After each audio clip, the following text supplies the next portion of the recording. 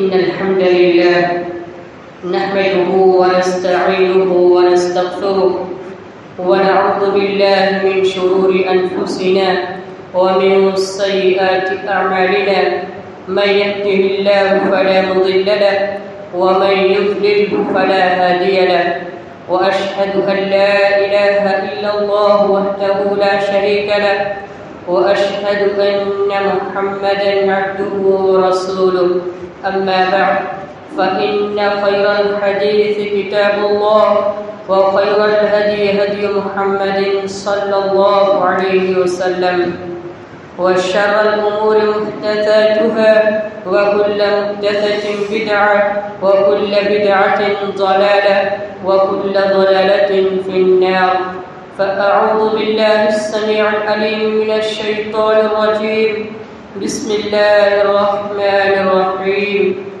يا أيها الذين آمنوا اتقوا الله حق تقاته ولا تموتن إلا وأنتم مسلمون يا أيها الناس اتقوا ربكم الذي خلقكم من نفس واحدة وخلق منها زوجها وبث منهما رجالا كثيرا ونساء واتقوا الله الذي تساءلون به والأرحام إن الله كان عليكم رقيبا يا أيها الذين آمنوا اتقوا الله وقولوا قولا سديدا يصلح لكم أعمالكم ويغفر لكم ذنوبكم ومن يطع الله ورسوله فقد فاز فوزا عظيما وقال الله عز وجل في القرآن الكريم قل اللهم مالك الملك تؤتي الملك من تشاء وتنزع الملك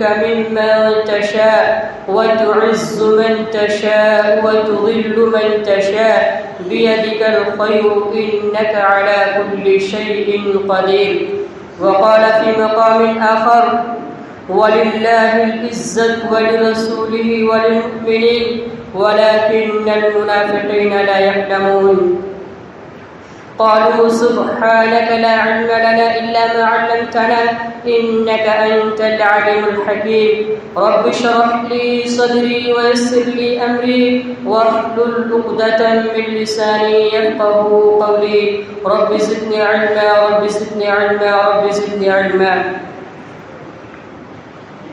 میرے محترم بزرگوں، نوجوان ساتھیوں، عزیز بچوں اور پردہ نشین خواتین اسلامیہ، ساری تعریفیں اور حمد و ثنا اس اللہ عز و جل کے لیے لائق اور سزاوار ہے جو پوری کائنات کا تنہا اور اکیلا خالق و مالک پالنہار مدبر اور متصرف ہے، جس کے ہاتھ میں اس پوری کائنات کی بادشاہت اور سلطنت ہے۔ وہ جب اور جسے چاہے بادشاہ بنا دے اور جب اور جسے چاہے فقیر و گداگر بنا دے۔ جس نے کتاب ہدایت قرآن کریم نازل فرما کر انسانیت پر احسان عظیم کیا اور اس پر مزید یہ کہ نبی صادق و امین جناب محمد کریم صلی اللہ علیہ وسلم کو اس کی تفسیر اور وضاحت کے لیے مبعوث فرمایا۔ میرے پیارے بھائیوں، کروڑوں درود و سلام نازل ہو اللہ کے تمام نبیوں و رسولوں پر، بالخصوص نبی آخر الزمان جناب محمد کریم صلی اللہ علیہ وسلم پر۔ میرے بھائیوں، آج کے اس خطبہ جمعہ کے لیے میں نے جس موضوع کا انتخاب کیا ہے وہ ہے ملک کے موجودہ حالات اور ہندوستانی مسلمان۔ میرے پیارے بھائیوں، آج ہم جس حالات کا سامنا کر رہے ہیں، جن حالات سے گزر رہے ہیں، وہ ہم میں سے کسی سے مخفی نہیں۔ ملک کے گوشے گوشے سے، کونے کونے سے کسی نہ کسی مسلمان کے مارے جانے، قتل کیے جانے کی خبر آ جاتی ہے، یا پھر انہیں دھمکی دی جاتی ہے، مارے جانے اور قتل کیے جانے کی ویڈیوز بھی سوشل میڈیا پر گردش کرنے لگتی ہے، اور اس سے ملک میں میں موجود مسلمانوں کے اندر خوف و ہراس پھیل جاتا ہے۔ اس وقت پورے ملک کے مسلمان خوف و ہراس میں مبتلا ہیں، خوف و ہراس کی زندگی گزار رہے ہیں۔ بلکہ دیگر مسلمان ذلیل و خوار ہیں۔ دوسری قومیں مسلمانوں کو جس رخ موڑنا چاہتی ہیں، جس طرف لے جانا چاہتی ہیں، مسلمان اس رخ مڑ جاتے ہیں، اس طرف چلے جاتے ہیں اور وہ پریشان ہیں، بے یار و مددگار ہیں، مدد کی گہار لگاتے ہیں، لیکن ان کی فریاد رسی کے لیے، ان کی مدد کے لیے کوئی نہیں آتا۔ آج ایک مسلمان گھر سے باہر جب قدم رکھتا ہے تو بہت پھونک پھونک کر قدم رکھتا ہے اور اس بات سے ڈرا سہما رہتا ہے کہ کہیں وہ کسی حادثے کا شکار نہ ہو جائے، وہ واپس صحیح سالم گھر لوٹ سکے گا یا نہیں، اس کی کوئی گارنٹی نہیں ہے۔ میرے بھائیوں، حالات بد سے بدتر ہوتے جا رہے ہیں، اس کی اصلاح نہیں ہو پا رہی ہے۔ اس کا ذمہ دار کون ہے؟ ایسے حالات کیوں پیش آئے؟ اسباب کیا ہیں؟ میرے بھائیوں، چند اسباب ہیں۔ ہاں، آج کے اس خطبہ جمعہ میں ہم انہی اسباب و وجوہات کو جاننے کے ساتھ ساتھ اس کا علاج بھی قرآن و حدیث کی روشنی میں جاننے کی کوشش کریں گے۔ اسباب و علاج جاننے سے پہلے چند تمہیدی بات جان لینا ضروری ہے۔ بحیثیت مسلمان ہمارا یہ عقیدہ ہے کہ عزت و ذلت کا فیصلہ آسمان سے اللہ رب العالمین کے دربار سے ہوتا ہے۔ عزت اور ذلت کا مالک اللہ رب العالمین ہے، جیسا کہ قرآن کریم میں ارشاد فرمایا گیا، قل اللہم مالک الملک تؤتی الملک من تشاء وتنزع الملک ممن تشاء وتعز من تشاء وتذل من تشاء بیدک الخیر انک علی کل شیء قدیر۔ اے اللہ، اے سارے جہان کے مالک، بادشاہ اور سلطنت تیری بادشاہ اور سلطنت کا مالک تو ہے، تو جسے چاہے بادشاہ دے دے اور جس سے چاہے بادشاہ چھین لے۔ عزت اور ذلت کا مالک تو ہے، تو جسے چاہے عزت دے اور جسے چاہے ذلیل و خوار کر دے۔ ساری بھلائیاں تیرے ہاتھ میں ہیں اور تو ہر چیز پر قادر ہے۔ یہ تیسری پارے کی مشہور آیت کریمہ ہے، اب سب جانتے ہوں گے۔ نبی کریم صلی اللہ علیہ وسلم کی دعاؤں میں سے ایک اہم دعا دعائے قنوت ہے۔ اس میں نبی کریم صلی اللہ علیہ وسلم کہا کرتے تھے، انہ لا یذل من والیت ولا یعز من عادیت۔ اے اللہ، جس کا تو دوست بن جائے وہ غریب نہیں ہو سکتا۔ اللہ کے دوست کو، اللہ کے ولی کو، اللہ کے قریبی کو ذلت نہیں، ولا یعز من علیہ، اور جس کا تو دشمن بن جائے وہ عزت نہیں پا سکتا، عزت اس کے پاس نہیں آ سکتی۔ معلوم یہ ہوا عزت اور ذلت کا مالک اللہ رب العالمین ہے، جسے چاہے عزت دے، جسے چاہے ذلیل و خوار کر دے، لیکن یہ بندوں کے اعمال کے مطابق فیصلے ہوتے ہیں۔ یہ یوں ہی فیصلے نہیں ہوتے ہیں عزت اور ذلت کے، بندوں کے اعمال ہوتے ہیں۔ تب وہ کون سے اعمال ہیں، آئیے ہم جاننے کی کوشش کرتے ہیں۔ تو سب سے پہلا اور بنیادی سبب مسلمانوں کا شرک میں مبتلا ہونا ہے۔ اللہ رب العالمین نے ارشاد فرمایا، سَنُلْقِي فِي قُلُوبِ الَّذِينَ كَفَرُوا الرُّعْبَ بِمَا أَشْرَكُوا بِاللَّهِ مَا لَمْ يُنَزِّلْ بِهِ سُلْطَانًا وَمَأْوَاهُمُ النَّارُ وَبِئْسَ مَثْوَى الظَّالِمِينَ۔ ان قریب ہم ان کافروں کے دلوں میں رعب اور خوف و ہیبت طاری کر دیں گے جنہوں نے اللہ تعالیٰ کے ساتھ ایسی چیزوں کو شریک بنایا ہے جس کی اللہ نے کوئی دلیل نہیں اتاری ہے، اور ان لوگوں کا ٹھکانہ جہنم ہے اور ظالموں کے لیے یہ نہایت بری جگہ ہے۔ میرے بھائیوں، یہ سورہ آل عمران کی آیت نمبر غالباً 151 ہے، 151۔ آیت کریمہ کا پس منظر جنگ احد ہے۔ جنگ احد میں جب 70 صحابہ کرام شہید کر دیے گئے، باقی صحابہ کرام اپنے گھروں کو لوٹنا چاہتے تھے۔ جب کافروں نے یہ حالات دیکھے تو کافروں نے دوبارہ مسلمانوں پر حملہ کرنا چاہا، ان کے دل میں یہ بات آئی کہ آج مسلمانوں کے بالکل یا صفائی کا وقت ہے، مسلمانوں کی جڑیں کاٹنے کا وقت ہے۔ جب جیسے یہ خیال آیا، اللہ رب العالمین نے کافروں کے دلوں میں مسلمانوں کا خوف طاری کر دیا۔ پھر وہ کافر، وہ مشرک دوبارہ مسلمانوں پر حملہ کرنے کی ہمت اور جرأت نہیں کر سکے۔ وجہ بما اشرکوا باللہ، اللہ رب العالمین نے کافروں کے دلوں میں خوف طاری کیا، ان کے شرک کی وجہ سے، وہ شرک میں مبتلا تھی۔ اسی بات کو اللہ کے رسول صلی اللہ علیہ وسلم نے فرمایا، صحیح کی روایت ہے، اعطیت خمسا لم یعطہن احد قبلی ومنہن نصرت بالرعب مسیرۃ شہر۔ نبی کریم صلی اللہ علیہ وسلم نے فرمایا، مجھے 5 ایسی چیزیں دی گئی جو مجھ سے پہلے کسی نبی کو نہیں دی گئی، اور ان میں سے ایک چیز یہ ہے کہ میرے دشمنوں کے خلاف میری مدد کی گئی 1 مہینوں کی مسافت سے۔ 1 مہینے کی مسافت کیا مطلب ہے؟ مطلب یہ ہے کہ میں ایک گھوڑا دوڑاؤں اور مسلسل 1 مہینے تک چلتا رہے، اور 1 مہینے تک چلنے کے بعد جتنی دوری اور فاصلہ طے کرے گا، اتنی دوری پر کوئی کافر ہے، کوئی مشرک ہے، تو وہ صحابہ کرام سے، نبی کریم صلی اللہ علیہ وسلم سے ڈرتا تھا۔ کیوں؟ ان کے شرک کی وجہ سے۔ اسی لیے ابراہیم علیہ السلام کا قول نقل کیا گیا ہے سورۃ الانعام 7ویں پارے میں، فرمایا اللہ رب العالمین نے، وَكَيْفَ أَخَافُ مَا أَشْرَكْتُمْ وَلَا تَخَافُونَ أَنَّكُمْ أَشْرَكْتُمْ بِاللَّهِ مَا لَمْ يُنَزِّلْ بِهِ عَلَيْكُمْ سُلْطَانًا فَأَيُّ الْفَرِيقَيْنِ أَحَقُّ بِالْأَمْنِ إِن كُنتُمْ تَعْلَمُونَ۔ ابراہیم علیہ السلام اپنی مشرک قوم سے کہتے ہیں کہ میں کیسے ڈروں، میں کیسے خوف کھاؤں، کس طرح خوف کھاؤں، شرک میں مبتلا تم ہو، تمہیں ڈرنا چاہیے، میں کیوں کر ڈروں، اور تم ایسی چیزوں کو اللہ کا شریک بناتے ہو، اللہ کے برابر سمجھتے ہو، جس کی اللہ نے کوئی دلیل نہیں اتاری ہے۔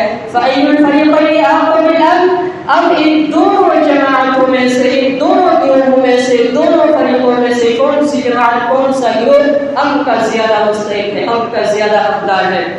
2 قوم ہیں، 2 گروہ، 2 فریق۔ کون؟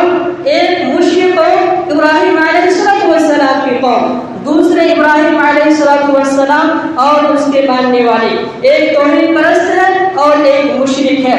اب ان دونوں جماعتوں میں سے، ان دونوں گروہوں میں سے کون سی جماعت، کون سا گروہ ان کا مستحق ہے؟ اللہ رب العالمین نے سوال کیا، فرمایا اگر تم جانتے ہو تو سوال کا جواب دو۔ اللہ رب العالمین نے خود آگے جواب دیا، الذین آمنوا ولم یلبسوا ایمانہم بظلم، جن لوگوں نے ایمان لایا اور ایمان لانے کے بعد اپنے ایمان میں ظلم کی ملاوٹ نہیں کی۔ آیت کریمہ میں ظلم سے مراد شرک ہے، یعنی ایمان لایا اور اس ایمان میں شرک کو نہیں ملایا، ان کا ایمان خالص ہے، ان کی توحید خالص ہے، وہ پکے اور سچے موحد ہیں۔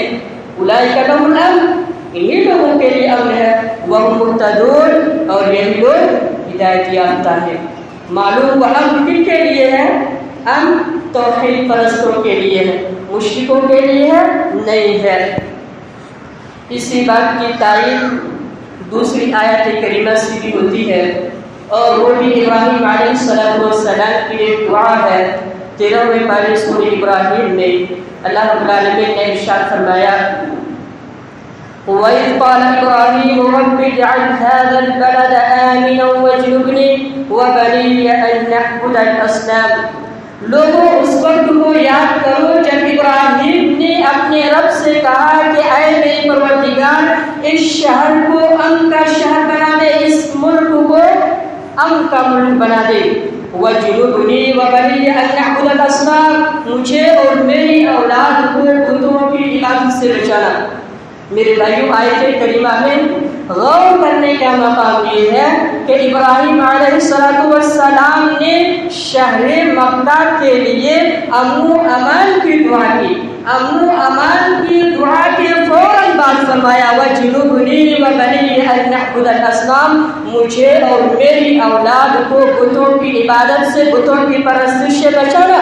معلوم یہ ہوا جس ملک میں، جس شہر میں توحید ہوگی اس شہر میں امن و امان کی فضا قائم ہوگی، امن و امان کے حالات ہوں گے، اور جس ملک میں، جس شہر میں شرک کا وجود ہوگا، لوگ شرک میں مبتلا ہوں گے، اس ملک میں، اس شہر میں امن و امان قائم ہو سکتی، قرآن کریم کی روشنی میں قائم نہیں ہو سکتی۔ میرے بھائیوں، اب ہم چلتے ہیں موسیٰ علیہ السلام کی طرف۔ موسیٰ علیہ السلام سے اللہ رب العالمین نے 40 راتوں کا، 40 دنوں کا وعدہ کیا تھا۔ یہ بات 2 جگہوں میں موجود ہے، ایک سورہ بقرہ میں اور دوسرا سورہ اعراف میں۔ چنانچہ موسیٰ علیہ السلام اپنے رب سے ہم کلام ہونے کے لیے، نبوت حاصل کرنے کے لیے، تورات دینے کے لیے کوہ طور پر چلے گئے اور اپنے بھائی ہارون علیہ السلام کو اپنا نائب اور جانشین مقرر کر دیا کہ تم قوم کے درمیان رہنا، ان کی اصلاح کرنا، دعوت و تبلیغ کا فریضہ انجام دینا۔ موسیٰ علیہ السلام چلے گئے اور 40 دنوں کے بعد نبوت، تورات اور اللہ تعالیٰ سے ہم کلام ہونے کے بعد قوم کے درمیان واپس آئے تو دیکھا کہ قوم کے لوگ بچڑے کی عبادت میں مشغول ہیں، اس کے ارد گرد جمع ہیں، اس سے اپنی مرادیں اور حاجتیں مانگ رہے ہیں۔ موسیٰ علیہ السلام طیش میں آ گئے، سخت غضب میں آ گئے، جلال ان کا دیکھنے کے لائق تھا جو باتیں بیان کی گئی ہیں۔ چنانچہ ان کے ہاتھ میں تورات، یہ جو تختی تھی جس میں تورات لکھا ہوا تھا، اللہ کا کلام لکھا ہوا تھا، مارے ریز و غضب کے زمین پر پٹک دیا اور ہارون علیہ السلام کے سر کے بال پکڑ کر کے گھسیٹنے لگے، کھینچنے لگے۔ آیت کریمہ ہے وَأَخَذَ بِرَأْسِ أَخِيهِ يَجُرُّهُ إِلَيْهِ، ہارون علیہ السلام اپنے بھائی سے کہنے لگے قَالَ ابْنَ أُمَّ إِنَّ الْقَوْمَ اسْتَضْعَفُونِي وَكَادُوا يَقْتُلُونَنِي، اے میری ماں جائے بھائی، میری قوم نے مجھے کمزور سمجھا، حقیر سمجھا، قریب تھا کہ میری قوم مجھے قتل کر ڈالتی۔ میں نے اپنی قوم کو سمجھانے کی 1000 کوششیں کی لیکن اس کوشش میں کامیاب نہیں ہو سکا، اور قوم گوسالہ پرستی میں، یہ گائے کے بچڑے کی پرستش میں، عبادت میں، شرک میں مبتلا ہو گئی۔ جب موسیٰ علیہ السلام نے یہ بات سنی، جب ان کو معلوم ہوا کہ ہارون علیہ السلام نے اپنی ذمہ داری ادا کی تو اللہ رب العالمین سے دعائیں کرنے لگے رب اغفر لی ولأخی وادخلنا فی رحمتک وانت ارحم الراحمین، اے میرے پروردگار مجھے اور میرے بھائی کے گناہوں کو معاف کر دے، ان کی لغزشوں کو درگزر فرما، وانت ارحم الراحمین، تو رحم کرنے والوں میں سے سب سے زیادہ رحم کرنے والا ہے۔ آگے آیت کریمہ قابل غور ہے ان الذين اتخذوا العجل سينالهم غضب من ربهم وذلة في الحياة الدنيا، جن لوگوں نے بچڑے کو معبود بنا لیا ان کے رب کا غصہ، ان کے رب کا غضب انہیں جلد آ پہنچے گا، وذلة في الحياة الدنيا، اور دنیا کی زندگی میں انہیں ذلت و رسوائی مسلط ہو جائے گی۔ وَكَذَلِكَ نَجْزِي الْمُفْتَرِينَ، ہم افطرا پردازوں کو، جھوٹوں کو اسی طرح بدلہ دیا کرتے ہیں۔ سورہ اعراف کی آیت کریمہ ہے 9 پارے کی۔ میرے بھائیوں، غور کرنے کا مقام ہے، جب موسیٰ علیہ السلام کی قوم نے بچڑے کی پرست شروع کر دی، فوراً موسیٰ علیہ السلام نے کہا کہ ان کے رب کا غصہ انہیں جلد آ پہنچے گا اور دنیاوی زندگی کی ذلت و رسوائی بھی ان پر مسلط رہے گی۔ تفسیر پڑھیں گے معلوم ہوگا اللہ تعالیٰ نے ان کی توبہ کا طریقہ انہیں سکھلایا۔ کیا طریقہ تھا؟ اللہ رب العالمین نے فرمایا کہ اس قوم کے جو موحد ہیں وہ مشرکوں کو قتل کریں گے۔ سورہ توبہ میں یہ آیات موجود ہے فَاقْتُلُوا أَنفُسَكُمْ،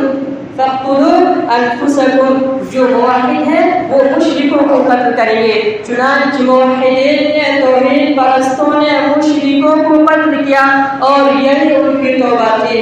تفسیر میں یہ بات لکھی گئی ہے، مستند تفسیریں پڑھیں آپ کو معلوم ہوگا، ان کی توبہ قبول کی جانے سے پہلے جب تک وہ دنیا میں زندہ رہے ذلت و رسوائی ان پر چھائی رہی.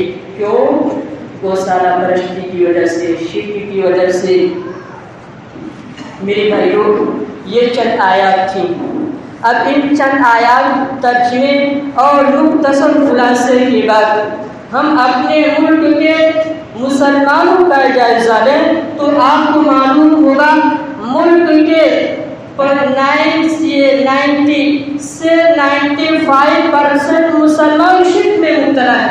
کیا یہ بات سچ نہیں ہے؟ کیا یہ حقیقت نہیں ہے؟ یقیناً یہ بات سچ ہے. 90 سے 95% مسلمان مشرک میں مبتلا ہیں. مسلمان ہیں پھر بھی شرک کر رہے ہیں. ملک کے کونے کونے میں کتنی مزارات نہیں ہیں، کتنے بابائیں نہیں ہیں. لوگ ان مزارات پر حاضری دیتے ہیں، ان مزارات پر چڑھاوا چڑھاتے ہیں، بکرے مرغے نہ جانے کیا کیا چڑھاتے ہیں. اور اگر نہ چڑھائیں تو انہیں ڈر لگا رہتا ہے اولاد بیمار ہو جائے گی، شفا ختم ہو جائے گی، کاروبار کا نقصان ہو جائے گا، یہ ہو جائے گا، وہ ہو جائے گا. کیا یہ خوف مسلمانوں میں نہیں ہے؟ میرے بھائیوں، یہ ساری چیزیں ہیں. کتنے بابا ہیں لوگ ان کے پاس جاتے ہیں اولاد مانگنے کے لیے، اپنی مرادیں ان سے پوری کرواتے ہیں، اپنی حاجتیں ان سے مانگتے ہیں اور اس سے ڈرتے ہیں، اس سے اچھی امید رکھتے ہیں. میرے بھائیوں، یہ ساری چیزیں عبادتوں کی اقسام میں سے ہے اور یہ ساری چیزیں صرف اور صرف اللہ رب العالمین کے ساتھ خاص ہونی چاہیے.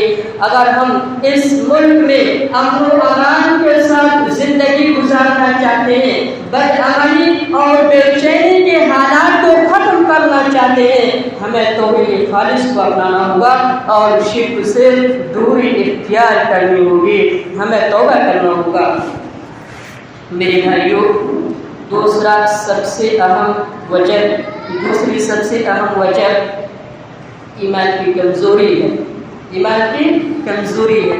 اللہ رب العالمین نے ارشاد فرمایا وعد اللہ الذین آمنوا منکم وعملوا الصالحات ليستخلفنهم في الأرض كما استخلف الذين من قبلهم وليمكنن لهم دينهم الذي ارتضى لهم وليبدلنهم من بعد خوفهم أمنا يعبدونني لا يشركون بي شيئا ومن كفر بعد ذلك فأولئك هم الفاسقون. اللہ تعالیٰ نے اہل ایمان سے اور عمل صالح والوں سے وعدہ کر چکا ہے کہ ان لوگوں کو ضرور بالضرور زمین میں خلافت عطا کرے گا، زمین کا خلیفہ بنائے گا، حکمران بنائے گا، قیادت اور سیادت ان کے ہاتھ میں دے گا، جس طرح کہ ان سے پہلے کے لوگوں کو زمین کا خلیفہ بنا چکا ہے اور ان کے دین کو زمین میں مضبوطی سے جما دے گا اور ان کے بدامنی اور بے چینی کے حالات کو امن و امان میں بدل دے گا. یعبدوننی لا یشرکون بی شیئا، وہ لوگ صرف میری عبادت کریں، میری عبادت میں کسی کو شریک نہ کریں. میری بھائیوں، ذرا رکتے ہیں، آیت کریمہ پر غور کرتے ہیں. اللہ تعالیٰ نے زمین میں خلیفہ بنانے کا وعدہ کس سے کیا؟ کس کو حکمرانی دینے کا وعدہ کیا؟ کس کو یہ حکمرانی قیادت اور سیادت عطا فرمائے گا؟ ایمان والوں کو اور عمل صالح والوں کو. اور فرمایا جس طرح اس سے پہلے کے لوگوں کو خلیفہ بنا چکا ہے، حکمران بنا چکا ہے. پہلے کے لوگ کون ہیں؟ تفسیر پڑھیں گے معلوم ہوگا اس سے مراد صحابہ کرام رضی اللہ عنہم اجمعین ہے.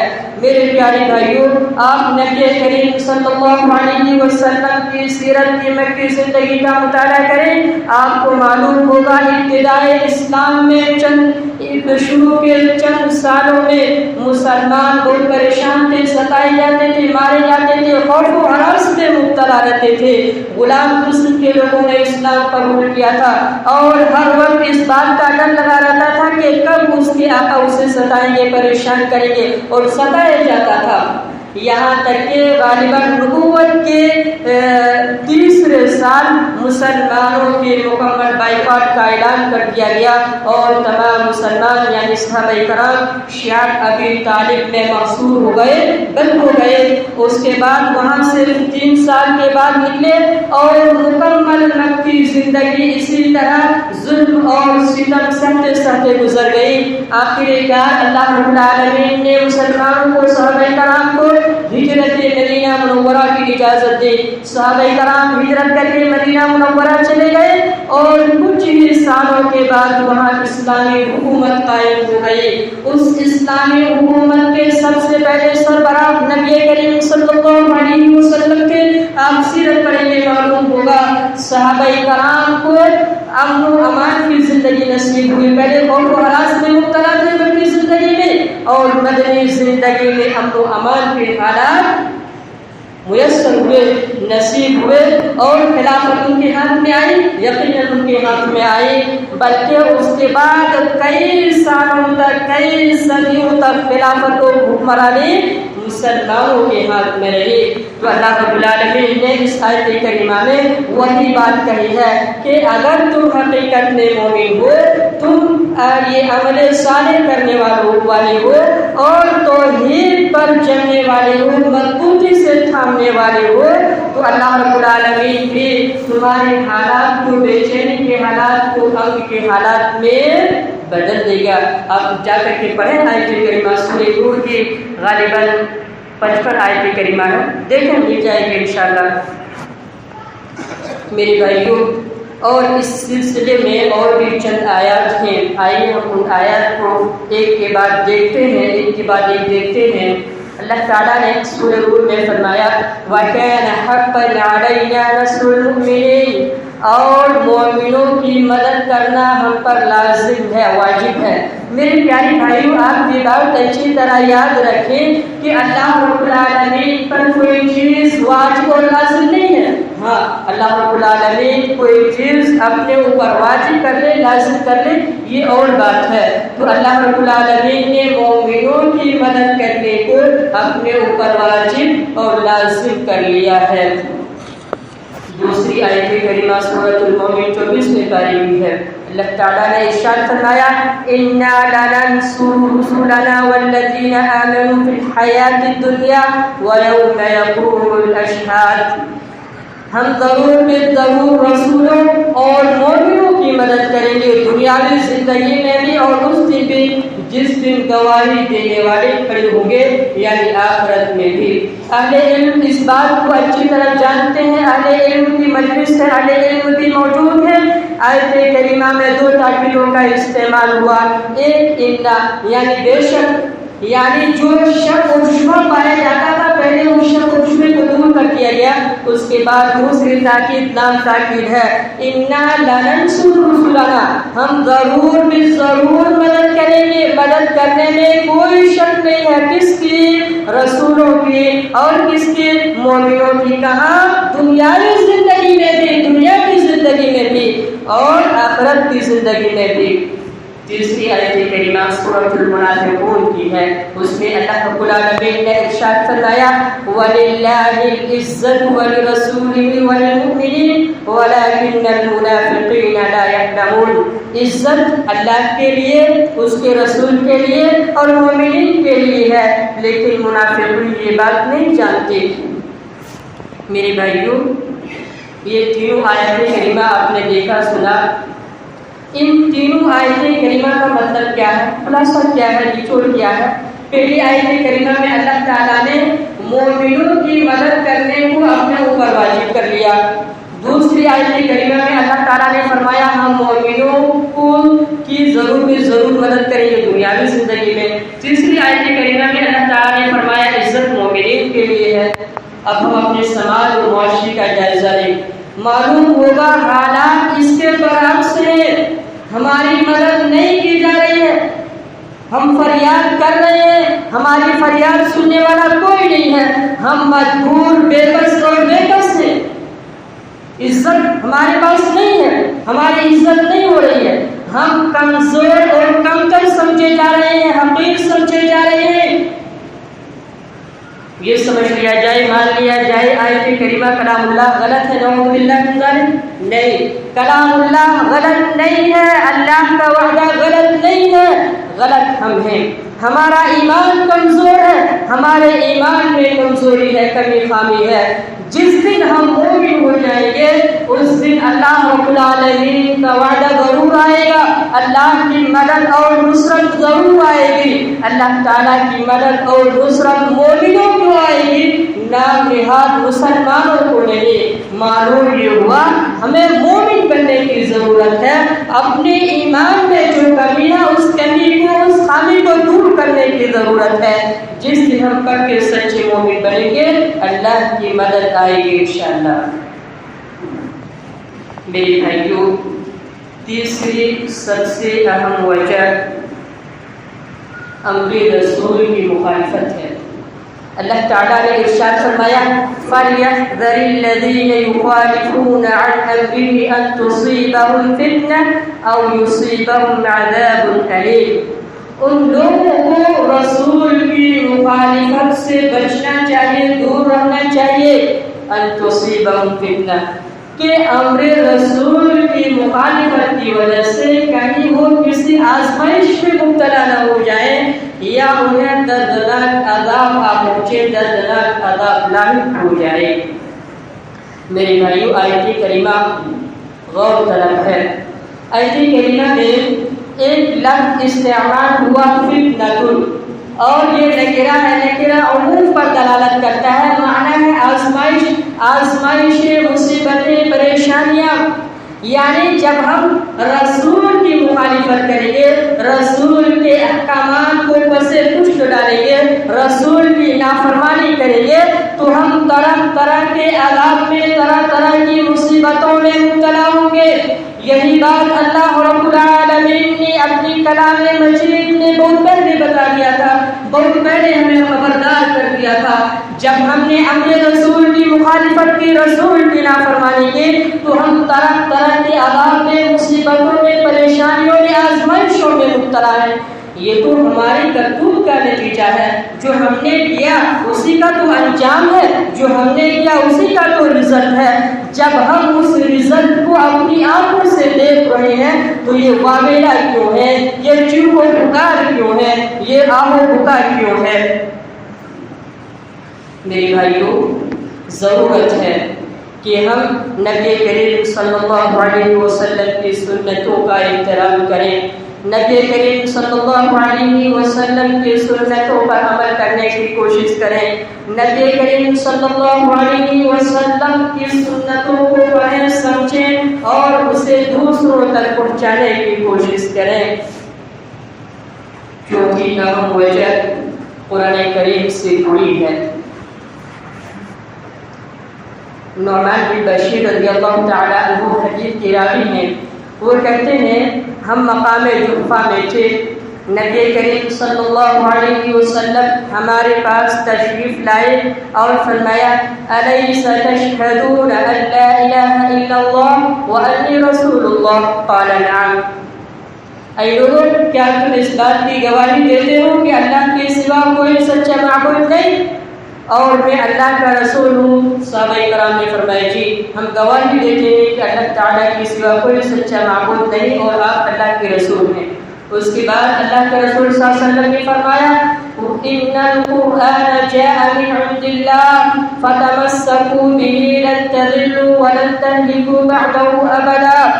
لوگوں، یہ قرآن کریم اللہ رب العالمین کی طرف سے نازل شدہ کتاب ہے، لہذا تم اس کتاب کو مضبوطی سے تھام لو، لن تضلوا، کتاب کو مضبوطی سے تھامنے کے بعد تم کبھی بھی گمراہ نہیں ہوگے، ولن تهلكوا بعده ابدا، اور اس کے بعد ہلاکت سے دوچار نہیں ہوگے، ہلاکت و بربادی کے شکار نہیں ہوگے۔ اب حدیث ہم نے سن لیا، حالات کا جائزہ ہے، ہم نے قرآن کریم کو بس کچھ ڈالا، پڑھنا، پڑھانا، عمل کرنا، یہ ساری چیزیں جب ہم سے چھوٹ گئی تو ہم گمراہ بھی ہوئے، کئی فرقوں میں بھی بٹ گئے، اور کیا ہوا؟ ہم ہلاکت سے دوچار ہو رہے ہیں۔ قومیں جس طرح سے چاہتی ہیں ہم پر ٹوٹ پڑتی ہیں، اور ہم جس قوم کے چاہتے ہیں اس قوم کے گھر سے چڑھ جاتی ہیں۔ لہذا اللہ کے رسول صلی اللہ علیہ وسلم نے کیا فرمایا؟ فتمسکوا به، لوگوں اسے مضبوطی سے تھام لو، یہ وقت کی پکار ہے، وقت کی صدا ہے کہ لوگوں قرآن کریم کو مضبوطی سے تھام لو۔ جب قرآن کریم کو مضبوطی سے تھام لو گے گمراہ نہیں ہوگے، ہلاک نہیں ہوگے، سالمیت اور عافیت صحیح سالم رہو گے، عافیت تمہارے حق میں ہوگی۔ اللہ کے رسول صلی اللہ علیہ وسلم نے دوسری حدیث میں فرمایا خیرکم من تعلم القرآن وعلمہ، تم میں سے بہترین انسان وہ ہے جو قرآن کریم سیکھے اور اسے دوسروں کو سکھائے۔ میرے بھائیوں، تعلیم قرآن میں صرف یہ بات نہیں آتی ہے کہ ہم نے دیکھ کر کے اٹک کر قرآن کریم کو پڑھنا سیکھ لیا، بلکہ تعلیم قرآن سے مراد یہ ہے کہ سب سے پہلے قرآن کریم کو دیکھ کر ٹھیک طریقے سے پڑھنا سیکھا جائے، اس کے معنی اور مطالب کو پڑھا جائے، اور اس میں جو احکام دیے گئے ہیں ان احکامات کو سمجھا جائے، ان پر عمل کیا جائے اور اسے دوسروں تک پہنچایا جائے۔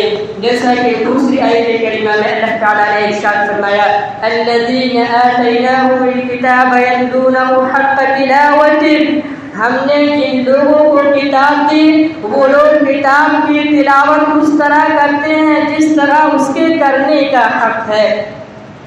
قرآن کریم کی تلاوت کا حق کیا ہے؟ سب سے پہلے قرآن کریم کو دیکھ کر کے پڑھنا، اس کے معنی اور مفاہیم کو سمجھنا، اس کے احکامات پر عمل کرنا اور دوسروں تک پہنچانا، دوسروں کو بتانا، دوسروں کو سمجھانا، دوسروں کے لیے راہ ہموار کرنا۔ میرے بھائیوں، اسی طرح سے اور ایک وجہ وہم ہے۔ یہ وہم کیا چیز ہے؟ اللہ کے رسول صلی اللہ علیہ وسلم نے ایک حدیث میں فرمایا، سنن ابو داؤد کی روایت ہے، اللہ کے رسول صلی اللہ علیہ وسلم فرماتے ہیں یوشک الامم ان تداعى علیکم كما تداعى الأكلة إلى قصعتها، فقال قائل يا رسول الله ومن قلة نحن يومئذ، قال بل أنتم يومئذ كثير ولكنكم غثاء كغثاء السيل، ولينزعن الله من صدور عدوكم المهابة منكم وليقذفن الله في قلوبكم البغض، وما البغض يا رسول الله؟ قال حب الدنيا وكراهية الموت، رواه الإمام أبو داود في سننه۔ اس حدیث کو امام ابو داؤد رحمہ اللہ نے اپنی سنن میں نقل فرمایا۔ اللہ کے رسول صلی اللہ علیہ وسلم ارشاد فرماتے ہیں کہ اے لوگوں، دوسری قومیں تمہارے اوپر اسی طرح ٹوٹ پڑیں گے جس طرح بھوکے لوگ کھانے پر یا دسترخوان پر ٹوٹ پڑتے ہیں۔ کسی پوچھنے والے نے پوچھا، کسی سائل نے پوچھا اللہ کے رسول اس وقت ہماری تعداد کم ہوگی؟ اللہ کے رسول نے فرمایا بل انتم یومئذ کثیر، نہیں، اس وقت تمہاری تعداد بہت زیادہ ہوگی۔ آئیے دیکھیں مسلمانوں کی تعداد کم ہے نہیں، پورے 57 ممالک مسلمانوں کے ہیں، 57 ممالک میں مسلمانوں کی حکومت ہے، مسلمان حکمراں ہیں، مسلمانوں کی تعداد کم نہیں ہے۔ وَلَكِنَّكُمْ غُثَاءٌ كَغُثَاءِ السَّيْلِ، لیکن تمہاری حیثیت جھاگ کے برابر ہو جائے گی، یعنی ندی اور سمندروں میں پانی کے اوپر جو تنکیں جمع ہو جاتے ہیں ان تنکوں کی مانند ہو جائے گی۔ پانی اسے جب اور جہاں چاہتا ہے لے جاتا ہے، بہا کر کے اور جہاں چاہتا ہے ڈال دیتا ہے۔ وَلَيَنزِعَنَّ اللَّهُ مِن صُدُورِ عَدُوِّكُمْ الْمَهَابَةَ مِنكُمْ، ایسے خطر حالات میں اللہ رب العالمین تمہارے دشمنوں کے دلوں سے تمہارا خوف نکال دے گا اور تمہارے دلوں میں وہن ڈال دے گا۔ کسی سائل نے پوچھا اللہ کے رسول وہن کیا چیز ہے؟ اللہ کے رسول صلی اللہ علیہ وسلم نے فرمایا دنیا کی بے جا محبت اور موت سے نفرت۔ میرے بھائیوں، حدیث نبویہ پر ذرا غور کریں، مختصر وقت ہے، بات واضح ہوگی۔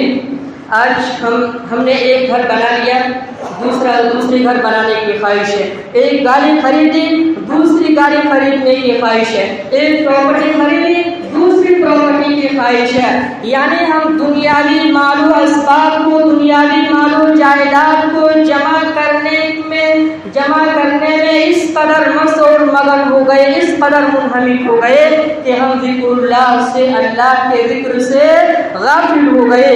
ہم دنیاوی چیزوں میں بے دریغ پیسے خرچ کرتے ہیں، لیکن جب ان کے پاس مدارس اسلامیہ کے طلبہ کے لیے تعاون طلب کیا جائے کہ مدارس کے طلبہ کو کھانے کی ضرورت ہے، کپڑے کی ضرورت ہے، رہائش کی ضرورت ہے، فلاں فلاں چیزوں کی ضرورت ہے، ان کے پاس پیسوں کی کوئی کمی نہیں، کوئی قلت نہیں، لیکن وہ طیش میں آ جائیں گے، غصے میں آ جائیں گے۔ جرأت ہے اللہ رب العالمین کے گھر کے تعاون کے لیے، اللہ تعالیٰ کے لیے تعاون کر دیں۔ وکراہیت الموت، اور موت سے نفرت ڈال دی گئی ہے، یعنی ہم حق نہیں بول سکتے۔ اگر ہم حق بولنے جائیں جان کا خطرہ ہے، ہم عدل و انصاف کے تقاضے پورے نہیں کر سکتے فیصلوں میں، کیونکہ ہم حق بولنے جائیں گے جان کا خطرہ ہے، لوگ مار ڈالیں گے ہمیں۔ میرے بھائیوں، جان اللہ کی دی ہوئی ہے، اگر یہ جان اللہ کے راستے میں چلی جائے تو یہ بڑی سعادت مندی کی بات ہے۔ لہذا جان کی فکر اور پرواہ کے لیے ہم عدل و انصاف کے تقاضے میں چھوڑیں اور حق کی راہ میں چھوڑیں۔ ایک چند کلمات کے ساتھ اللہ رب العالمین سے دعا ہوں، باری الہ تو ہم تمام مسلمانوں کے بد امنی کے حالات کو امن اور سکون کے حالات میں بدل دے۔ الہ العالمین ہم میں سے جو شرک میں مبتلا ہیں، الہ العالمین ان کو شرک کے دلدل سے نکال کر کے توحید کی روشن شاہراہ پر لے لیا۔ الہ العالمین جو قرآن کریم سے دور جا چکے ہیں انہیں قرآن کریم سے جوڑ دے۔ الہ العالمین ہم مسلمان جہاں کہیں بھی پریشان ہیں ہماری مدد فرما۔